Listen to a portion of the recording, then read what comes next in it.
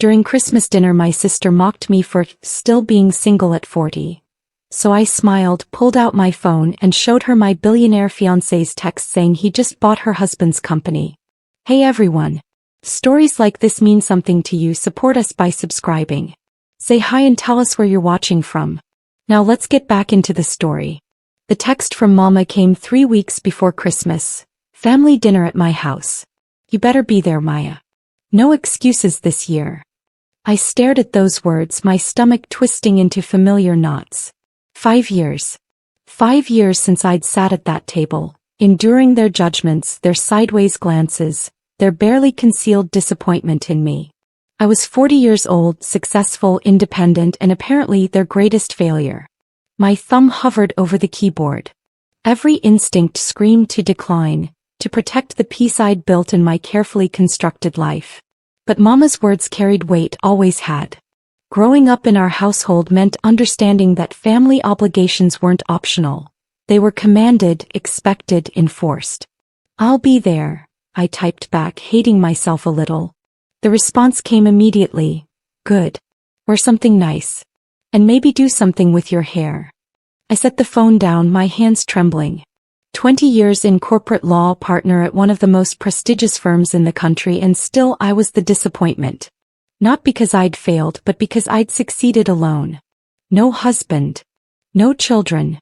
No conventional proof that I was a complete woman in their eyes. My apartment, a penthouse with floor-to-ceiling windows overlooking the city, suddenly felt too quiet. I poured myself wine, expensive Bordeaux that cost more than Mama's monthly mortgage. The irony wasn't lost on me. I'd spent 2 decades proving I didn't need their approval, yet here I was, anxiety churning because I'd agreed to one dinner. My phone buzzed again. This time not Mama. Missing you tonight, beautiful. Dubai meetings running late. Can't wait to hold you again. I smiled, genuine warmth flooding through me. Tristan. My secret, my joy, my complicated truth. I couldn't sleep that night. Memories invaded like unwanted guests, each one sharper than the last. I was 12 again, watching Daddy praise my sister Vanessa for winning a beauty pageant while my straight-A report card sat ignored on the counter. That's nice, Maya, he'd said without looking up. But pretty girls don't need to be smart. Smart girls need to be pretty. Vanessa had laughed, a sound like breaking glass. The pattern continued through high school. I graduated valedictorian. Vanessa got engaged at 19. Guess which one got the family celebration? I got into law school with a full scholarship. Vanessa married Richard, whose family owned a commercial real estate company. Mama threw her a wedding that cost more than my entire education. At least one of my daughters knows what's important, Mama had said during the reception, her arm around Vanessa's waist. I'd stopped going to family gatherings after that. Oh, I had excuses. Work obligations, cases that couldn't wait, professional development conferences. But the truth? I couldn't bear watching them celebrate Vanessa's mediocrity while dismissing my achievements. She'd married money, I'd earned mine. Only one of those accomplishments mattered to them. My brother Junior was different, the golden child who could do no wrong simply by existing. He'd bounced between jobs, lived in Mama's basement until he was 35, fathered 3 children by 2 different women he never married. Yet somehow he was cherished, forgiven, welcomed.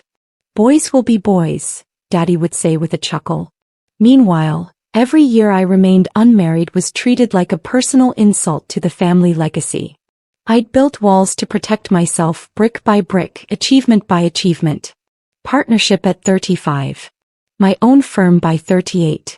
Cases that made headlines, settlements that changed industries. None of it mattered. I was still just unmarried, Maya. Tristan entered my life 9 months ago, completely unexpected. We met at a charity gala.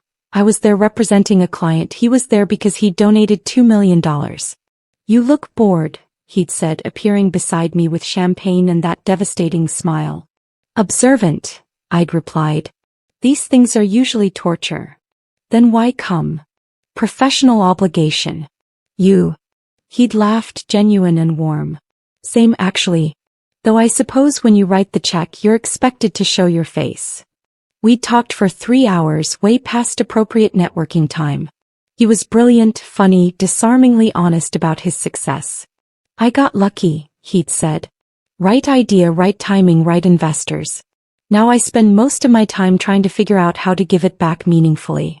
Tristan owned a private equity firm that specialized in acquiring struggling companies and turning them profitable. His portfolio included tech startups, manufacturing plants, real estate developments, even a few media companies. Forbes estimated his net worth at $3 billion, but he drove himself to meetings and answered his own emails. We kept our relationship quiet. He traveled constantly, Dubai, Singapore, London, Tokyo. I had cases that demanded 80-hour weeks. But when we were together, everything else faded. He saw me. Not my achievements, not my failures, not my age or my marital status. Just me. 3 weeks ago he'd proposed. Simple, private, perfect. I know you don't need me, he'd said, holding a ring that could have paid off a small country's debt. But I need you. Marry me, Maya. Let me spend my life proving you made the right choice. I'd said yes, crying like I hadn't cried in 20 years. We hadn't told anyone yet. Tristan wanted to meet my family first, do things properly. I hadn't told him what properly meant in my family. The morning of Christmas Eve, I stood in my closet, surrounded by designer clothes that suddenly felt like armor I wasn't sure would hold. My phone rang, Vanessa surprisingly. Maya? You're really coming tomorrow. Her voice carried that particular tone, the one that sounded sweet but cut deep. Mama insisted. Good. It'll be nice to have the whole family together. Richard's excited to see you. Business has been incredible lately. She paused and I could hear the smile in her voice. We're expanding again. 3 new properties this quarter. He's doing so well. That's wonderful, I said, meaning none of it. And you? Still at that law firm. Still there. That's good. I mean, someone has to work, right? She laughed, light and dismissive. We can't all be lucky enough to marry well. There was. The knife slipped between ribs with practiced ease. Listen, I have to go, I said. See you tomorrow. Wait, Maya. Her voice shifted, became conspiratorial. Are you bringing anyone? A date maybe. The question hung there, loaded with decades of judgment. No, I lied. Just me. Oh, sweetie. Well, you know what they say, 40 is the new 30. Maybe this year will be your year. The pity in her voice was suffocating. I've actually been thinking about setting you up with Richard's accountant. He's 53, divorced twice, but very stable. What do you think? I thought about Tristan probably landing in London right now, texting me from the tarmac. I thought about the ring hidden in my drawer, diamonds catching light like captured stars. I'll think about it, I said and ended the call. My reflections stared back at me from the full-length mirror. Successful. Accomplished. Alone in their eyes. I texted Tristan, missing you. This dinner might be worse than I thought. His response came immediately, you're stronger than whatever they throw at you. Call me after. Always. Mama's house looked like Christmas had exploded inside it. Lights, garland, 3 different trees, each decorated in coordinated themes. Vanessa's doing, undoubtedly. She'd always had a talent for surface beauty. I arrived exactly on time, wearing a simple black dress that cost more than most people's monthly salary but looked understated. Armor disguised as elegance. Paya. Mama opened the door, her eyes immediately scanning me head to toe. I came. Well, come in. Everyone's already here. Translation. You're late even though you're not. The house smelled like ham and sweet potatoes, scents that should have been comforting but instead felt like sensory nostalgia for a childhood that never quite was. Daddy sat in his recliner, barely glancing up. Junior sprawled on the couch with his latest girlfriend, a girl who looked barely 25. Vanessa and Richard held court in the dining room, their children, perfect, polished, performed, sitting straight-backed and silent. Look who finally showed up. Vanessa crossed the room, arms extended for a hug that felt like a performance for our audience. It's been too long, sis. 5 years, I said. Has it been that long? Wow. She pulled back, examining me with theatrical concern. You look tired. Are you sleeping enough? I've got this amazing skincare routine if you want recommendations. Really helps with those fine lines. I was 3 years younger than her, but sure, let's talk about my fine lines. Dinner's ready, Mama announced, and we all migrated to the table like actors taking their marks. I ended up between Junior's girlfriend, who introduced herself as Crystal and seemed sweet but terrified, and Daddy, who still hadn't acknowledged my existence beyond a grunt. Richard stood at the head of the table, playing patriarch, though this wasn't his house. Before we eat, I just want to say how grateful I am for this family, for this success we've built together. We've, like he'd contributed anything to this gathering. Business is booming, he continued. Just closed on 2 major properties. Looking at expanding into 3 new markets next year. The meal started civilly enough. Mama asked about everyone's year, carefully avoiding asking me anything specific about work. Still lawyering, she said, like it was a hobby I might have outgrown. Still lawyering, I confirmed. Must be nice, all that freedom, Vanessa said, passing the green beans. No one to answer to, no schedule but your own. I answer to clients in courts, I said. And my schedule is usually 70 hours a week. Oh, I just meant, no husband, no kids. Must be so much easier to focus on work when you don't have real responsibilities at home. There was the first real jab. Crystal shifted uncomfortably beside me. Even Junior looked up from his phone. Vanessa, Daddy said mildly, the way you might correct a child for speaking with their mouth full, acknowledgement without real rebuke. What? I'm just saying Maya's had so much time to dedicate to her career. It's admirable, really. Vanessa's smile could have cut glass. Not everyone is called to be a mother and wife. Some women are meant for other things. Being a mother is the hardest job, Mama added, because of course she did. Nothing compares to raising children. I'd negotiated settlements worth hundreds of millions. I'd faced down boardrooms full of men trying to intimidate me. I'd rebuilt entire corporate structures and saved thousands of jobs. But sure, nothing compared to Vanessa's kids, who were currently picking at their food and staring at iPads hidden under the table. How's the firm treating you? Richard asked, and I appreciated the subject change until he continued. Must be tough, competing with younger associates. I've heard law is a young person's game now. I'm a partner, I said evenly. I don't compete with associates. I mentor them. Right. So no thoughts about slowing down? Enjoying life a little? He gestured around the table. This is what matters. Family. Legacy. His children were currently fighting under the table. Some legacy. I enjoy my life just fine, I said. Do you? Mama's question hung there, weighted with years of disappointment. Biz, you seem so lonely, baby. A woman needs more than work. Junior, sensing entertainment potential, leaned forward. Mama's right. When's the last time you even went on a date, Maya? My dating life isn't really table conversation, I said, keeping my voice level despite the anger building in my chest. She's probably too busy for dating, Vanessa said, syrup sweet.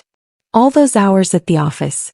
Men don't like women who work too much, It's intimidating. I thought you said it was admirable, I countered. Well, admirable and attractive are different things. She sipped her wine, leaving a lipstick mark on the glass. Richard, honey, didn't you say your accountant just got divorced?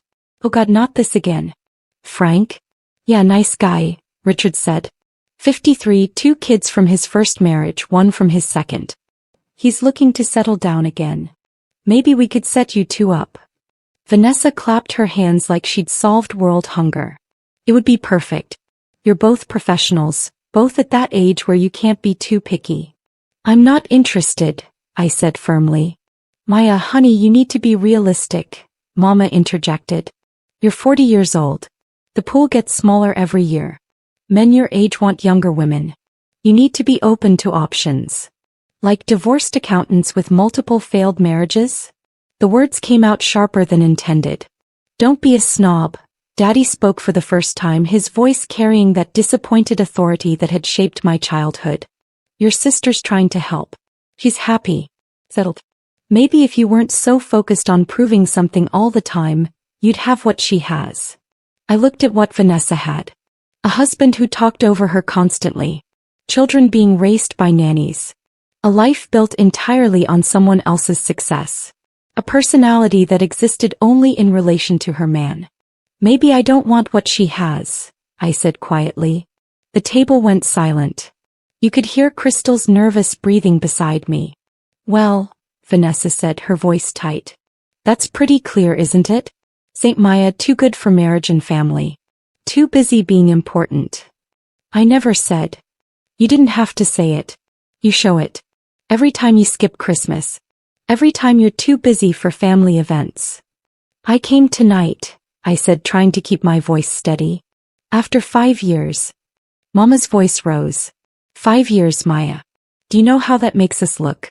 People ask about you, and what am I supposed to say? That my daughter is too successful to come see her own family? That's not fair. What's not fair is watching you throw away your life. Daddy slammed his hand on the table, making the dishes rattle.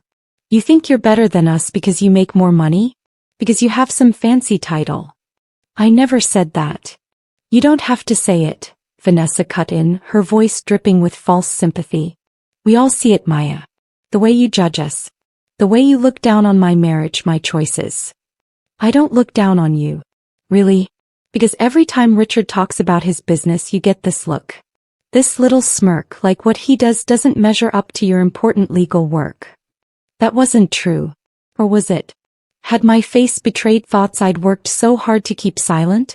Still being single at 40 though, Junior added, laughing. That's gotta hurt. All your friends married? Kids? Watching their lives move forward while you're still playing career woman. Career woman. Like it was a costume I wore, not my actual life. I'm happy with my choices, I said, but my voice wavered. Are you?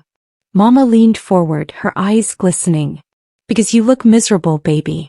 You look like a woman who chose wrong and is too proud to admit it. The table erupted in agreement. Vanessa nodding vigorously. Daddy grunting his assent. Even Richard joined in with some comment about career women he'd worked with, how they all ended up alone and regretful. Only Crystal stayed quiet, her eyes on her plate, clearly wishing she was anywhere else. You know what your problem is? Vanessa's voice cut through the noise. You're so desperate to prove Daddy wrong that you've built a life nobody wants. You make money nobody cares about, for what? To come home to an empty apartment? To spend holidays alone? I'm not alone. Aren't you? She leaned back, triumphant. You're here alone. No date. No partner. Just sad, single Maya. Something inside me cracked. Not broke. I'd save the breaking for later. But cracked, letting light in or maybe letting darkness out. I reached for my phone. Oh, are we boring you? Vanessa asked. Got important work emails to check? I pulled up my messages, found the text from this morning. Tristan sending photos from London. Him at breakfast with executives. A selfie with Big Ben in the background. And then the message that had made me laugh out loud in my empty apartment. Closed the deal. Surprised them by showing up in person. They thought I was joking when I said I'd fly to London overnight to sign. Your strength inspires me to be bolder, love. Coming home to you tomorrow. Can't wait to see my future wife. Future wife. I smiled, genuine and wide, and the table quieted at the sight of it. What's so funny? Vanessa demanded. Nothing, I said, still smiling. Actually, everything. Paya, what? I turned my phone around, showing them the screen. The messages. The photos. Tristan in his impeccably tailored suit, standing in boardrooms where billions changed hands. This is Tristan, I said quietly. My fiancé. You could have heard a pin drop. Crystal gasped. Junior's mouth fell open. Mama's hand froze halfway to her wine glass. You're what? Vanessa's voice came out strangled. My fiancé. We've been together 9 months. He proposed 3 weeks ago. I said yes. I scrolled through more photos. Tristan and me at a charity gala. Tristan laughing at something I'd said. Tristan looking at me like I hung the moon and stars. You're lying, Vanessa said, but her voice shook. Why would I lie? Because you're jealous. Because you want what I have. I laughed, sharp and bitter. Vanessa, honey. I have exactly what I want. Richard cleared his throat. Who is this guy? What does he do? Private equity, I said simply. He acquires companies, turns them around, sometimes breaks them up and sells the pieces. Whatever makes the most business sense. Private equity, Richard repeated, and something flickered in his eyes. Fear? Recognition? His firm specializes in commercial real estate companies actually, I continued, watching Richard's face pale. Funny coincidence. Another text came through and I glanced at it, my smile growing wider. This one included an attachment. A contract, official letterhead, signatures still wet with digital ink. Oh, I said softly. This is interesting. What? Vanessa snapped, her composure cracking. I read the message out loud, slowly, savoring every word. Congratulations, my love. The acquisition finalized an hour ago. I now own Richardson Commercial Properties, all subsidiaries and associated holdings. Ironic name, isn't it? Thought you'd appreciate the timing. Merry Christmas. Tell your family I said hello. The color drained from Richard's face. Completely, utterly drained, leaving him gray as ash. That's not possible, he whispered. The board voted unanimously this morning. I continued reading. They'd apparently been fielding offers for months. Your performance reviews were, let's say, less than impressive. Multiple investors wanted out. Tristan offered them a premium. They jumped at it. Paya. Richard stood, his chair scraping loudly. This is some kind of joke. You're making this up. I forwarded him the document. His phone buzzed. He looked at it, then at me, then back at his phone. How did you? He sank back into his chair. Vanessa grabbed his phone, reading frantically. This can't be real. Richard, tell them this isn't real. It's real, he said hollowly. The board meeting. This morning. They said a buyer had come forward, very aggressive offer, cash deal. I thought they said they'd tell me who. They just did, I said quietly. The table erupted. Mama demanding explanations. Daddy cursing. Junior laughing in disbelief. Vanessa's children started crying, picking up on their parents' panic without understanding why. You did this. Vanessa turned on me, her beautiful face twisted with rage. You vengeful bitch. You set this up. You planned this. I didn't plan anything, I said truthfully. I didn't even know Tristan was looking at Richardson Properties until this morning. He makes his own business decisions. Convenient. Right before Christmas dinner?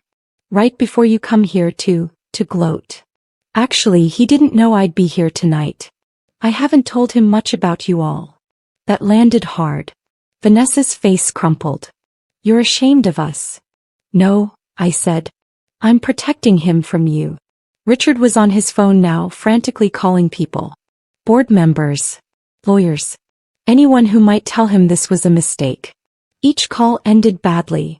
Confirmations, apologies, congratulations on the generous severance package. Severance. He was being let go. Tristan was cleaning house. This is illegal. Richard shouted. You can't just, there are contracts, agreements. All honored, I assured him. Tristan is very thorough.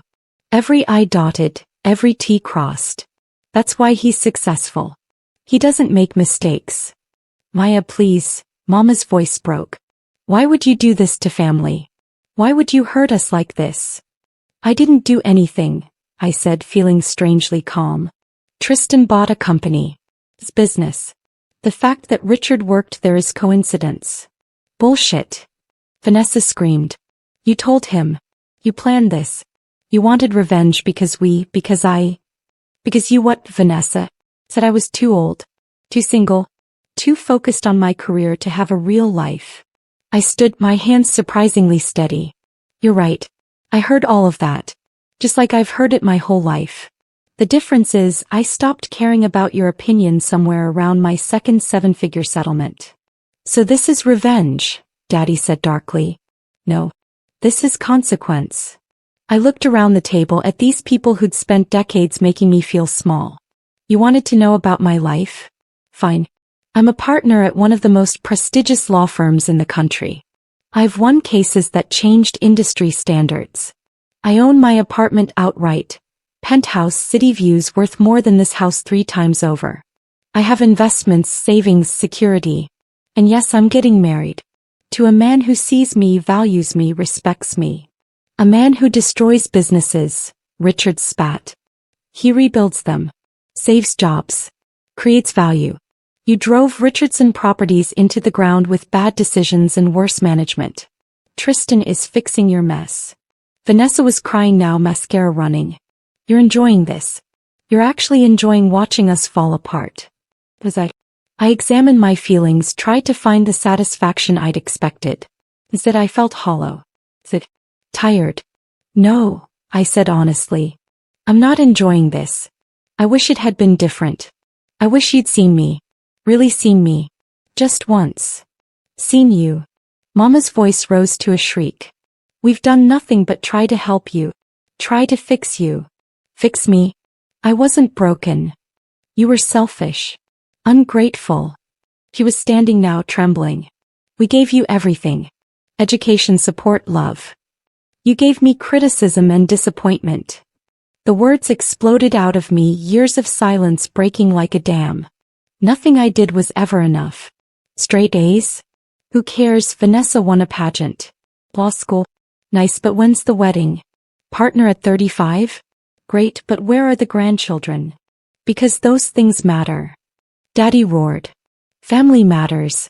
Legacy matters. Not money, not titles, not your precious career. Then why did you celebrate Richard's money? Why did Vanessa's marriage to wealth matter so much? I turned to my sister. You want to know the truth?